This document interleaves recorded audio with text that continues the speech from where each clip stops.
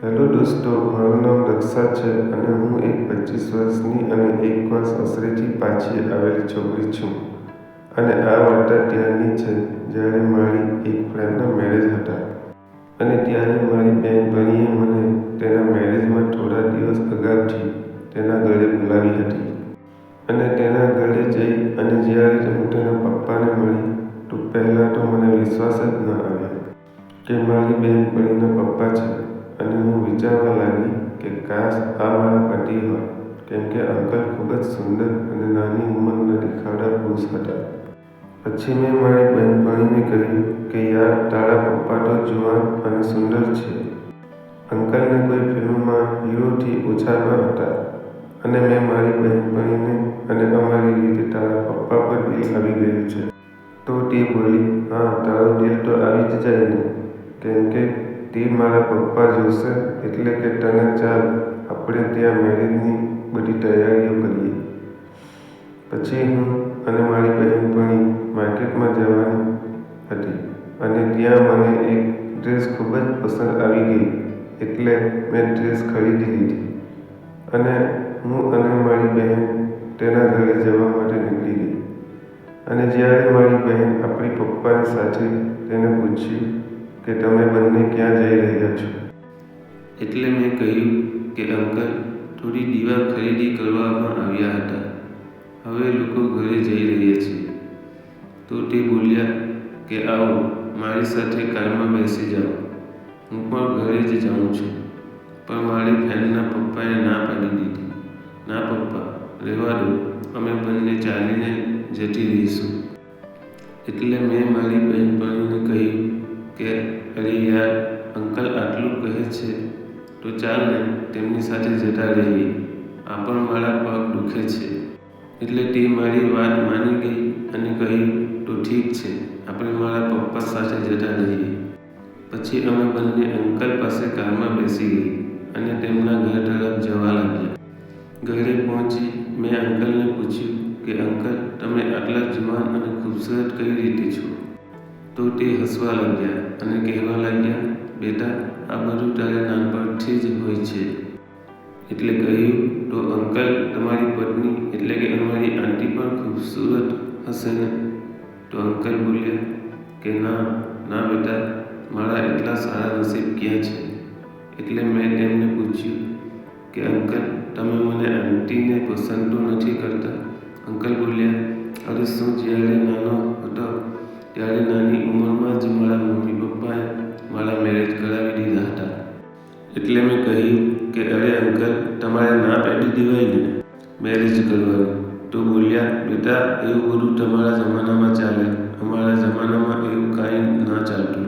એકવાર મમ્મી પપ્પાએ કહી દીધું અને આની સાથે મેરેજ કરવાના છે તે તેમની સાથે જ કરી લેવા પડતા. અને મને તો ખબર પણ નથી પડતી કે મેરેજમાં શું હોય છે. એટલી નાની ઉંમરમાં મારા મેરેજ થઈ ગયા હતા. એ બધું જતું કર બેટા, અત્યારે મેરેજનો આનંદ કર. અને એટલે કહ્યું કે ઠીક છે. અમે હું અને મારી બહેનપણી પાસે જતી રહી. અને આજે મારી બહેનપણીની મહેંદીનો દિવસ હતો. અને પછી હું તૈયાર થવા માટે ત્યાં બાજુના એક રૂમ પડ્યો હતો ત્યાં ગઈ. અને ત્યારે હું તે રૂમમાં તૈયાર થઈ રહી હતી. બહારથી કંઈક અવાજ આવ્યો. થોડી વાર તો મને એમ થયું કે મારો ભ્રમ હશે. પણ પછી જોયું તો મારી બહેનપણીના પપ્પા મને તૈયાર થતી જોઈ રહ્યા હતા. એટલે મેં તેમને પૂછ્યું, અંકલ, શું જોઈ રહ્યા છો? તો બોલ્યા કે બેન, બેટા, હું અહીંયા મારો કંઈક સામાન લેવા આવ્યો હતો. પણ ત્યાં મારી નજર તારા પર પડી ગઈ. ખોટું નથી લાગ્યું ને બેટા? એટલે મેં કહ્યું કે અરે ના અંકલ, તમે આ કાંઈ જાણી લ્યો છો, આવું કાંઈ નથી. મને ગુસ્સો આવે પછી હું જલ્દી તૈયાર થવા લાગી, કેમ કે જમવાનું પણ શરૂ થઈ જવાનું હતું. અને પછી ડાન્સ, સંગીત અને શરૂ થઈ જવાના હતા. અને હવે મારી બહેનપણીના બધા મહેંદીને પણ લગાવવાના લાગ્યા હતા. પછી આ બધા કાર્યક્રમ પૂરા થયા અને અમે બધાને ખૂબ જ મજા કરી.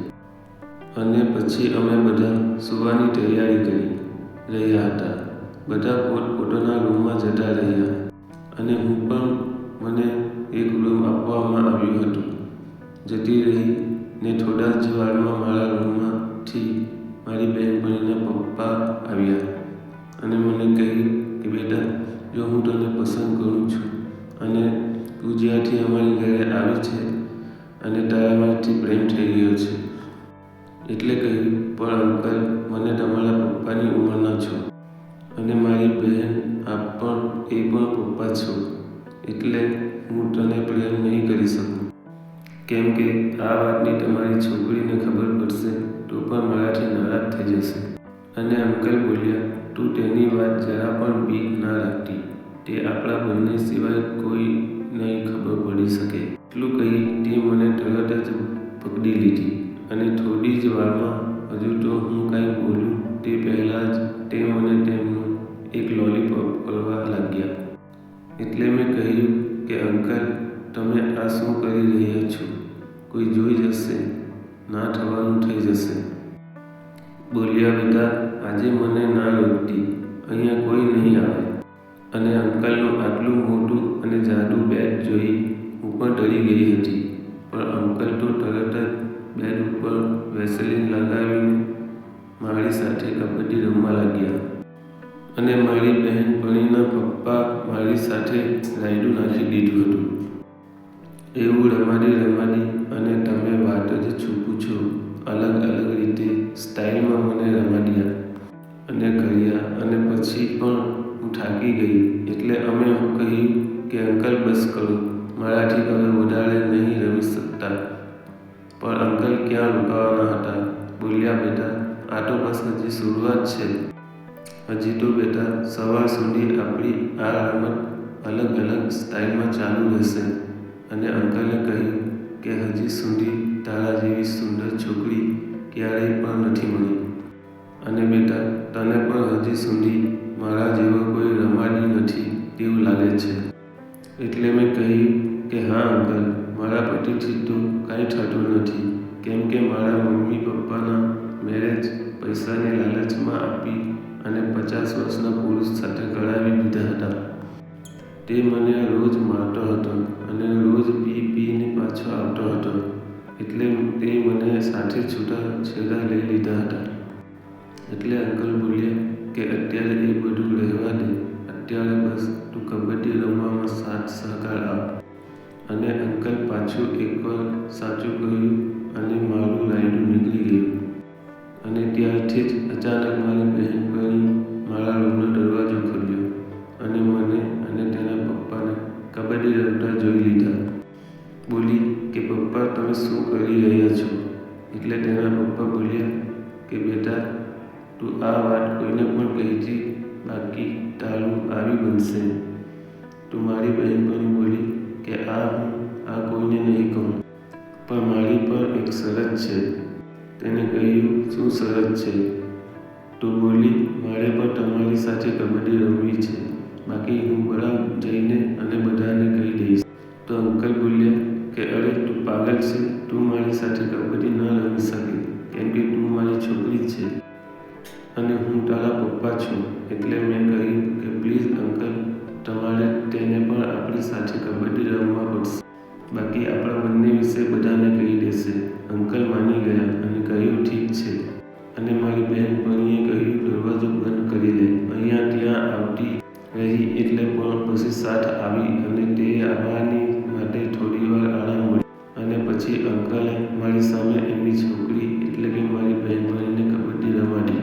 મારા ફ્રેન્ડના સહન ન થતાં કરી અને રડવા લાગી અને કહેવા લાગી, બસ પપ્પા, ધીરે રમાડો મને, બધા મોટી થઈ જશે. પણ અંકલ તો રાડીઓ કરવા લાગ્યા હતા અને વ્યસ્ત હતા અને મારી બહેનપણી લાડો પાડતી હતી.